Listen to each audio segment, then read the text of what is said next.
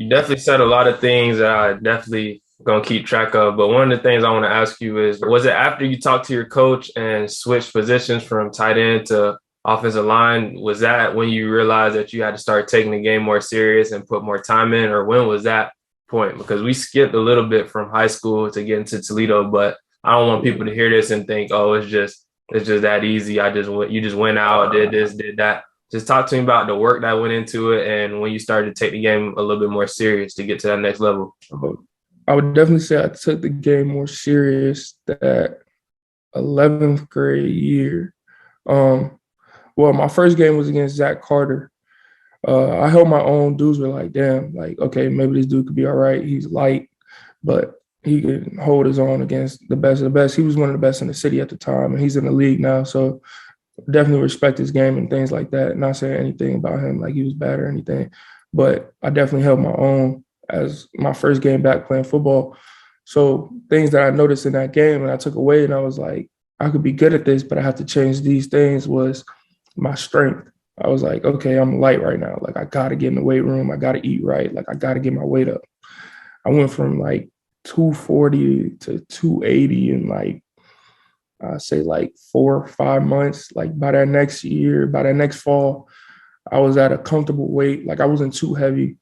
We'll talk about when I got at an uncomfortable weight. I wasn't too heavy though. From 240 to 280, I put in real like a lot of time to get to that point. Working out at different gyms, just going to my community gym whenever I can. Um, Working out at the house, and then like to keep my body in shape, I was still playing basketball, like summer league and things like that, getting my conditioning and running up and down the court. But it really clicked for me, like, okay, if I'm gonna do this, I'm gonna do it right. Like I'm not just gonna half-ass this. Like if I have the opportunity to play at the next level, in the Division 1 level, at the highest level, I was like, okay, like let me really invest in this. And then I had the opportunity to play and travel with Team Tampa for like 7-on-7 and things like that. Uh, and me traveling with other high Division 1 guys it made me realize like, okay, the level that I'm at is okay, but if I want to succeed in football, like I got to raise it. I traveled with some of the other guys I was traveling with was Evan Neal, Chaz Neal, Quayshawn Fuller, Jordan Miner, Jay Sean Jones at Maryland. All these guys were high Division 1 talents, and I'm like, okay, I got to pick my game up. Like I don't want to be at the back of the pack. Like I want to be able to hold my own. So realizing what they say about your circle at the time, like your closest five is how you're going to be. So I was like, I'm hanging around these dudes. I got to bring my game up. I'm not going to be in the back of the pack, slacking off, none of that. And I think that really helped me elevate being around those guys. I had the opportunity to sign to bigger schools. I could have went to Florida. Their coaching staff ended up getting fired. So things of that nature. Out of high school, I was like, okay, I'm just gonna go with the best option for me, which ended up being Toledo. But as far as the whole work ethic thing goes, I would say really just realizing the opportunities that I had like in front of me and making the best of them. Just realizing if I lose a day, somebody else is working. Like I might not be working out that day, but somebody else is, and I'm not putting in the work that's needed to put me in a position to play football in the NFL. And that started in high school when I was like, okay, college, I realized that I'm going to college. Like I'm going to play Division 1 football, but I want to play in the NFL. That's my end goal. Like I want to take football as far as I can with it. If that's the CFL, NFL, but the ultimate goal is the NFL for me.